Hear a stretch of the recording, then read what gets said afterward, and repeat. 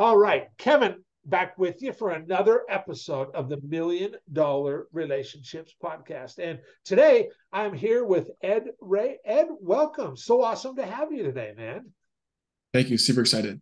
Yeah, and I'll tell you, I gotta say, you and I prior today, this is the very first conversation that we have ever had. But I will tell you that I don't remember how I found out about you, other than I know we have mutual friends online, Yeah. and I saw you somewhere, and I'm like, I just started following you, and I'm like, man, this guy has got an amazing skill set, and he's a guy who obviously values relationships. And so here we are. And I am just really excited to have this conversation with you today around valuable relationships.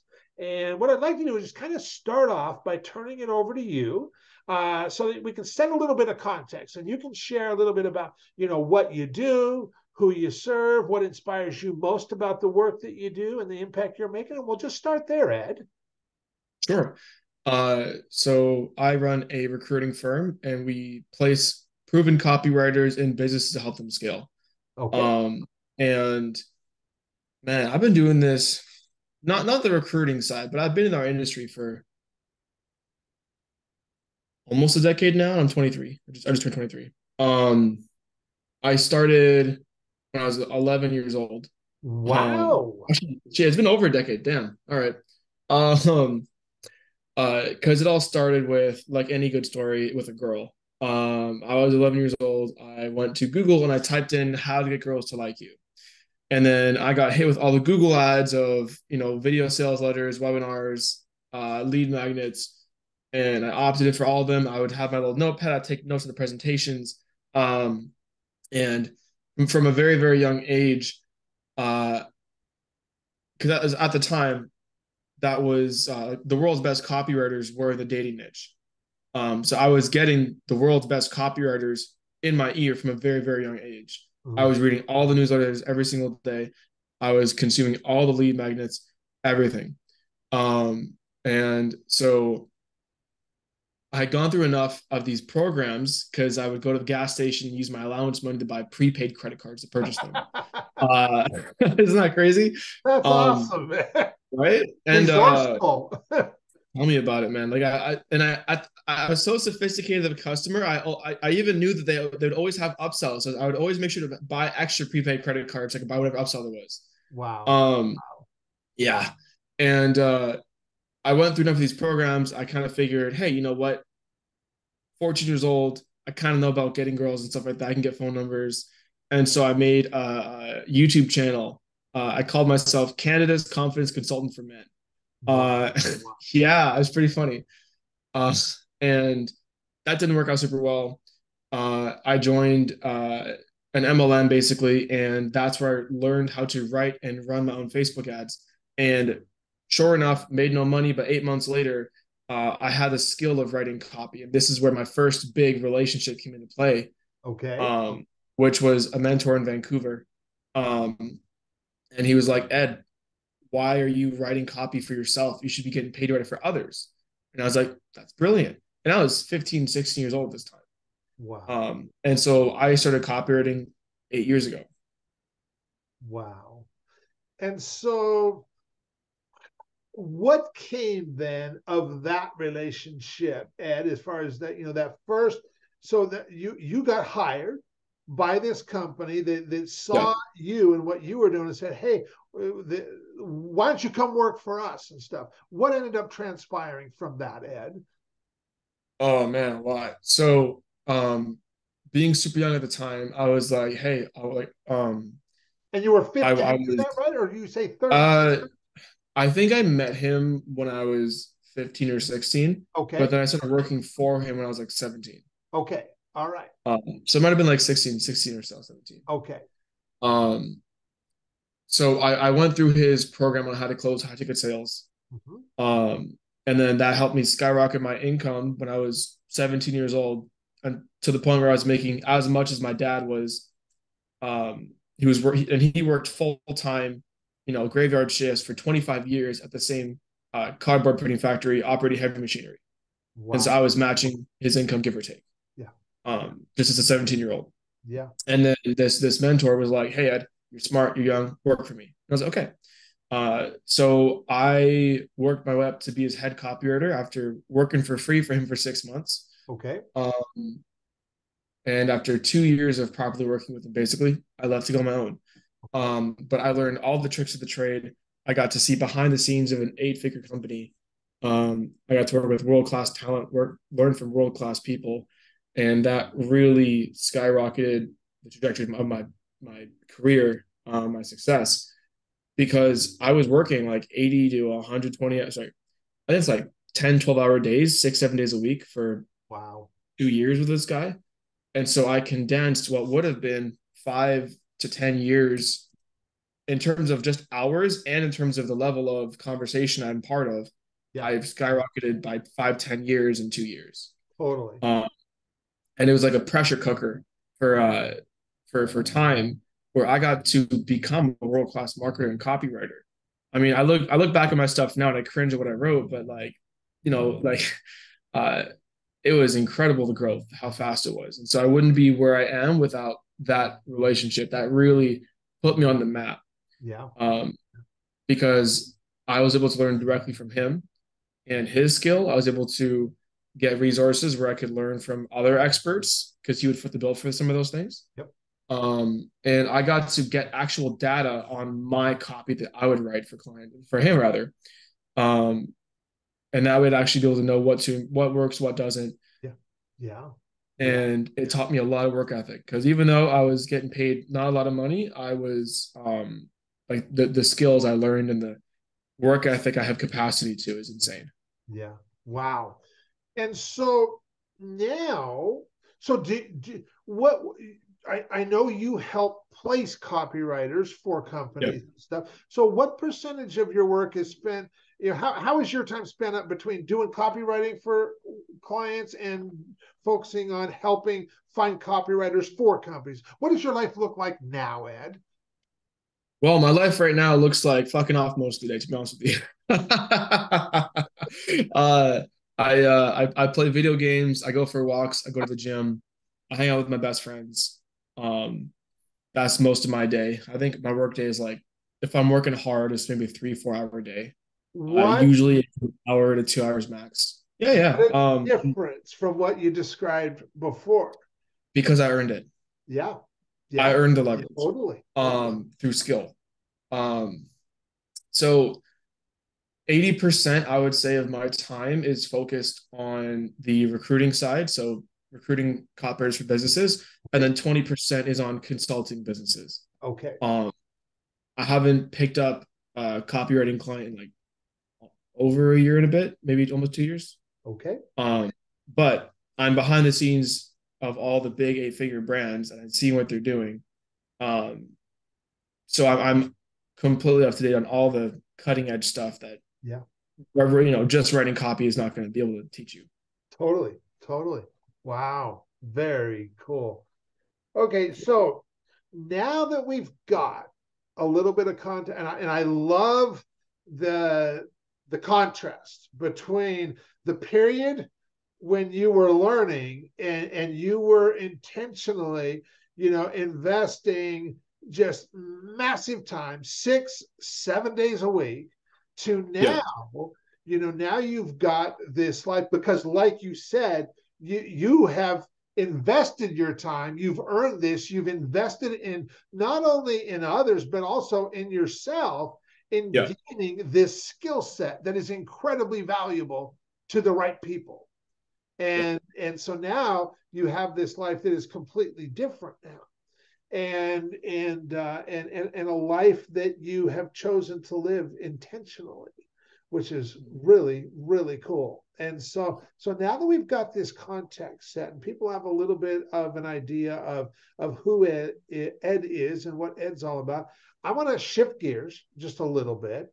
And I'm going to reiterate the question for the benefit of the listeners. So, Ed, have you ever been introduced to a person or persons that completely changed the course of your life or your business, so much so that much of what you have today would not be possible if not for this person or persons. And Ed, I'm just really excited to hear your unique story and experience around this topic of relationships.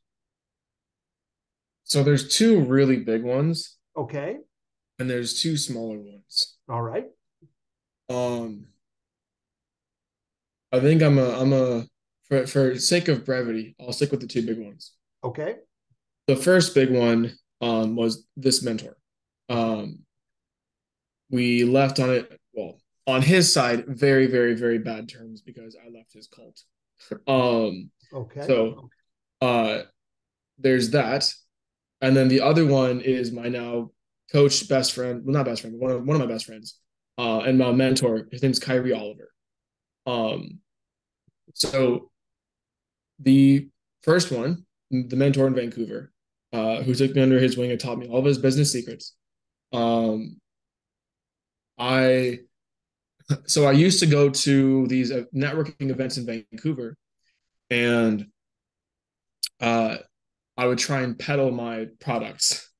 And at one of these events, this one guy's like, "Hey Ed, you're a smart guy. Like, I like you. Like, my mentor hosts these events. Normally there's $60, but because I'm part of his inner circle, you can come join for free." Mm-hmm. I was like, "Cool, I'm in." And so that's how I got introduced to him, because he was presenting on stage, doing his thingy. And afterwards, I waited in line to talk to him, and I showed him the notes on my phone and said, "Hey, I'm doing copywriting right now for myself. Here are all the notes I'm taking based on what you said." Mm-hmm. And so that really, really impressed him. So that was kind of my introduction to him. Okay. I also knew that he knew of this guy named Jason Capital, who I used to follow, who's one of the smaller relationships that I never was close to him, so I wouldn't consider it a relationship, but it was a parasocial relationship, I guess you could say. Like one-sided, like I knew of him, he barely knew of me. Okay. And I knew that I looked a lot like this guy that my previous mentor knew, Jason Capital. And so I especially chose my outfit to look exactly like what he wore. And so there would be that subconscious, and I was doing this at 15 years old. Mm-hmm. It's like anchoring of similarity of, oh, you look like this guy. So I would evoke similar feelings. Yep. So there's that. And then for Kyrie, who I still work with today, actually, we're going on almost 3 years of working together. Cool. He's my coach. We have a call every week. I stay at his house. I'm in Phoenix, in Scottsdale, Arizona. Amazing person, incredible person. I wouldn't be who, where, or what I am without him. And I met him because one of my copy buddies, Sean Kemp, he posted on Facebook saying, a lot of posted a photo of him and some other friends on Facebook, and that they're getting dinner. And he's like, a lot of people think we talk business and all this stuff, but really 80% of the time we're just shooting the shit and having fun. And then 20% is business. And I thought to myself, I want friends like that. And so everyone who was tagged in the post, I added as a friend. And Kyrie was one of them. Okay. And so I would see Kyrie's posts on Facebook, just like how you see my posts on Facebook. And every time he posted, I was always actively looking forward to seeing whatever he's putting out there. Yep. And then one day I messaged him. I was like, "Hey man, I love reading your posts. They're the only ones I look forward to reading. Thank you for just sharing your wisdom." And he's, "Hey, I appreciate that, man." And we started chatting back and forth a bit. And no sales call, nothing. With money I didn't have, I just was like, "Let's work together." And that was it. And that was almost 3 years ago. And I'll tell you, I know Kyrie too. In fact, I've had Kyrie on the show, and I love Kyrie, man. I love who that man is. I love the way he shows up, and I just love the way he, speaks so candidly. He does. So, He does. Yeah. He does. Yeah. I want to be like him when I grow up. Well, there you go. Well, even though he's only, I think he's 6 years older than me. Yeah, he's not that much older, but the wisdom is insane. I love the way he talks about, just really continuing to grow into the person that we need to become in order to be able to have the kind of impact that we want to have in this world, Yeah. And he just, so Okay, so you and you mentioned a couple other guys. You know, I know of Jason Capital. I met Jason years ago. We used to be in this mastermind together, this group called Genius Network, and Jason was in that Yep. group for a period of time. Yeah. That's why I met. And like you, I don't know Jason well at all. Had a couple conversations with him, and that's about it. But Sean is another one of those guys. Man, just really cool guy. I've I had him love on Sean. the show too, and just a down to earth guy who, you know what? He's a serious badass at what he does too. You He know, is. He so, really is. yeah, yeah. And so for you through these well, I mean, so let's just talk about Kyrie because you've had this 3 year close relationship with Kyrie. Yep. And so if you look at that relationship with you and Kyrie, and I'm sure when I ask you this question, Ed, you can come up with all kinds of examples. I'm going to challenge you to just come up with one. But if you look at an example where you have been able to make this really big impact in the world that came as a result, and you know, hands down, it would have never happened if not for the relationship that you and Kyrie have. What comes up Mhm. for you? Mm.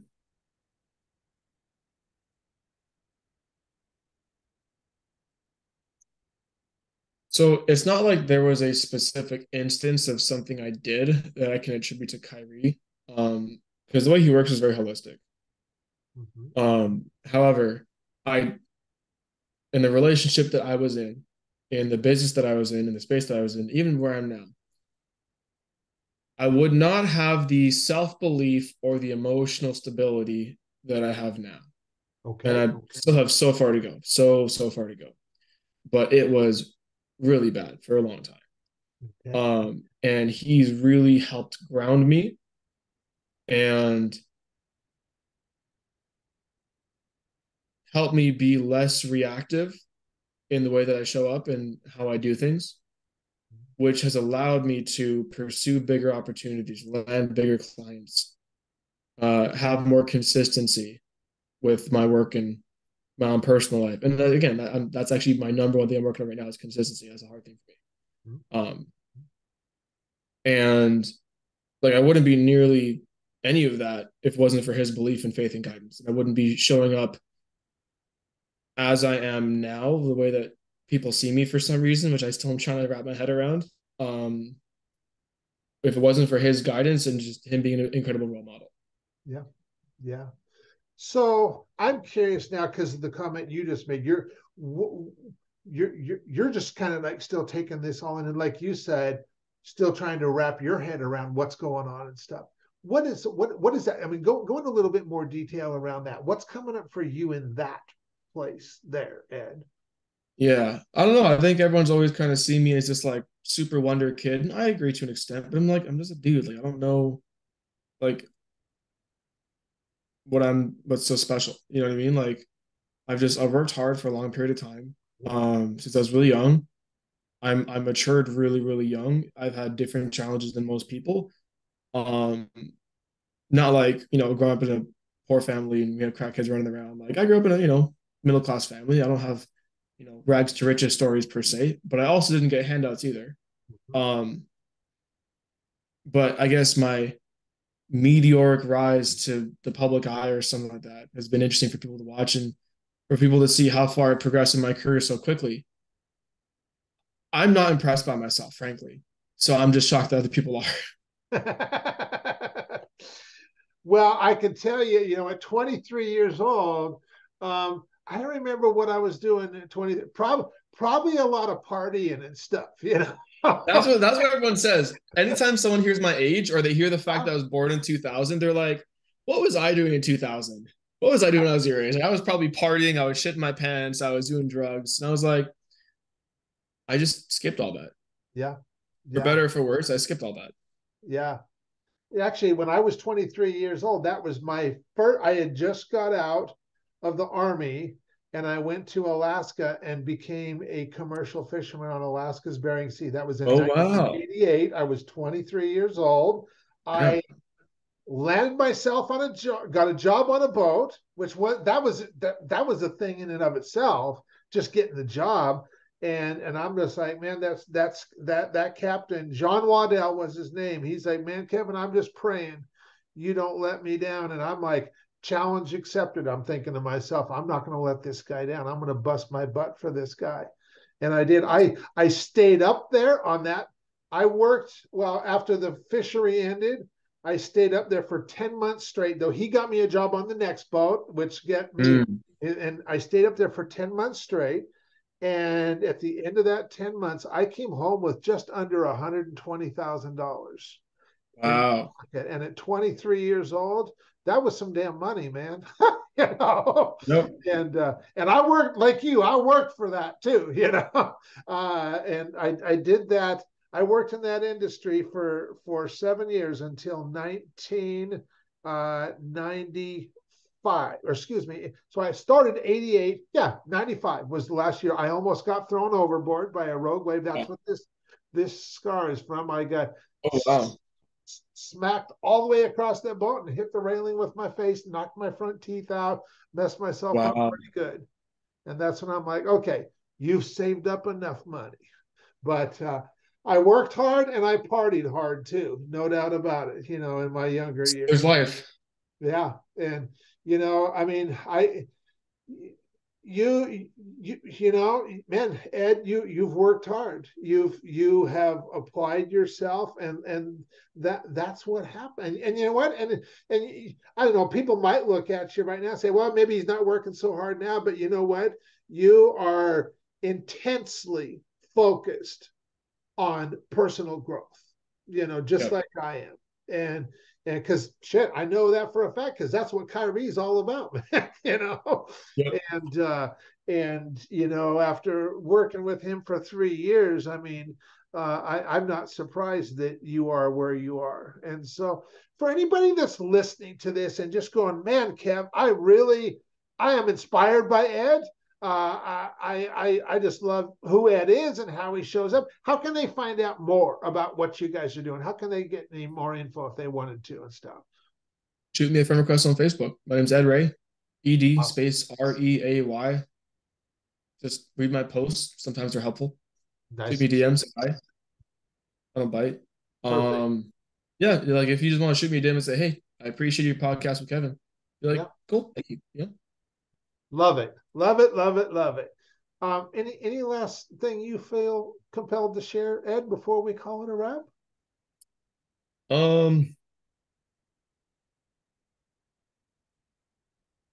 I think the world would be a much better place if people worked as hard on themselves as they do on their business. Yeah. Yeah, for sure. For sure. Yeah. Yeah, I will tell you, in doing what I do and facilitating relationships the way I do and getting to serve the caliber of entrepreneur that I am honored to serve has definitely required some damn personal growth in me, because I didn't used to be able to do this stuff. I couldn't even imagine this stuff. And but you're right. It's all worth it. It is all worth it. And yeah.